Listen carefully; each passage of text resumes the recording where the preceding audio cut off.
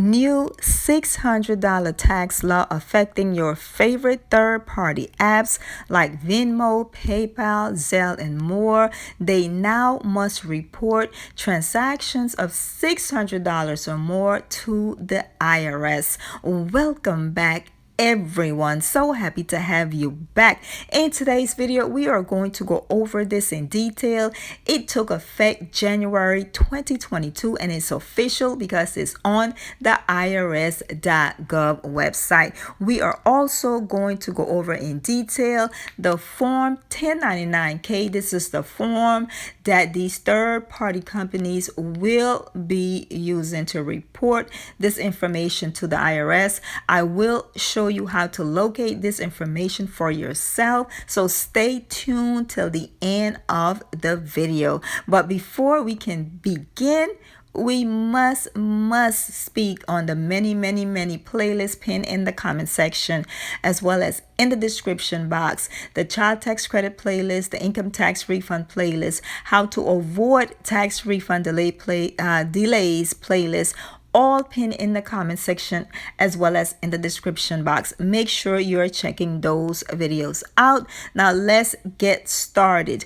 This information is being shared from IRS.gov, effective for tax returns for calendar year beginning 2022. If the amount of payments to a participating payee exceeds $600 for the calendar year, then that third-party settlement organization must file and furnish a Form 1099-K with respect to the participating payee. Now, what is a participating payee, you ask? A participating payee is any person who accepts payment made by a third-party settlement organization, which is the apps, on behalf of the purchaser or the customer. Now, these are business transactions, not personal transactions. So, for instance, I cut your grass and you pay me $600 using PayPal. That is a business transaction. It was for a service. Those are the transactions that these third-party apps must report to the IRS effective January 2022 of $600 or more. It does not apply to personal transactions. It's your birthday and you receive all of these donations through Venmo or Zelle. Someone send you $50. This next person send you $100. You in the money. That's your money. You don't have to worry because they will not be reporting that as a business transaction because there was no services rendered. All right. Now moving on.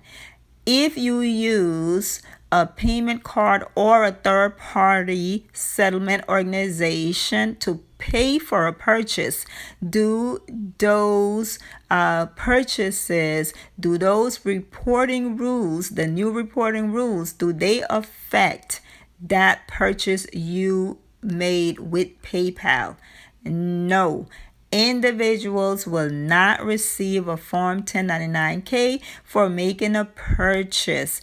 These provisions affect only businesses or entities that accept payment cards or use third-party network settlement organizations for payment of goods or services. So if you use these third-party apps to make purchases, that does not count and it will not be reported using the 1099-K.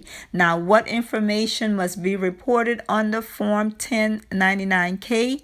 The gross amount of reportable payment transactions for the calendar year and its corresponding months are required to be reported for each payee. All right. The reporting of both annual and monthly amounts is necessary to resolve differences between information returns and tax returns of fiscal years. The name, address, and taxpayer identification number of each participating payee must also be included on the form. Now, you receive Form 1099-K. How do you report it on your tax return? It says separate reporting of these transactions is not required. However, you should follow the return instructions on the form you are completing to report your gross receipts or sales. You should report items that qualify as a trade or a business. Again, you have to make the determination what is a business transaction and what is a personal transaction. If it was for services rendered, you must report that income to the IRS.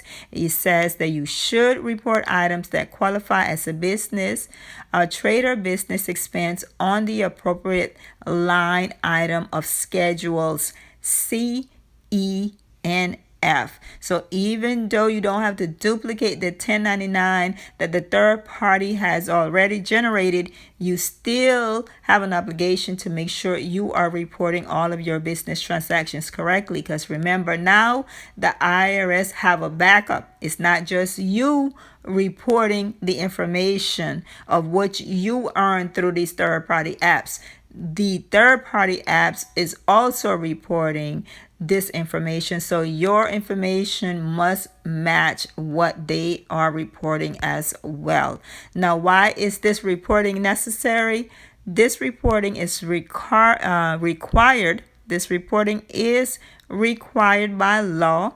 Third-party information reporting has been shown to increase voluntary tax compliance and improve collections and assessments within the IRS. So they are stating that this will increase all of you that are self-employed and use these apps to receive payments for services rendered or vice versa, to encourage you to report correctly all of your business transactions to the IRS to cut down on collections, and you don't want to be audited or have any issues owing taxes. So make sure you are reporting all of your business transactions correctly. Now, how do you find this information?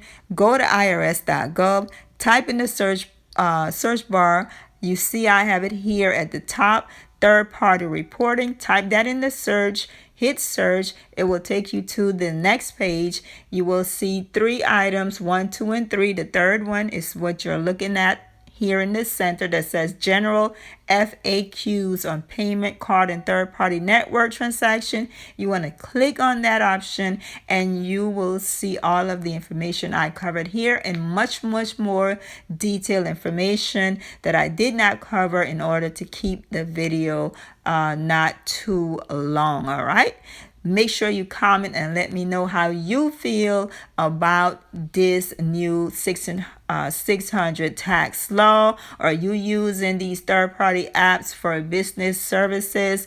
Let us know in the comment section. Don't forget to like, comment, share, subscribe. Hit that notification bell. Come back for all of the information that matters to you most. I am doing the research, so you do not have to. And I will see every one of you again very, very soon. Bye-bye.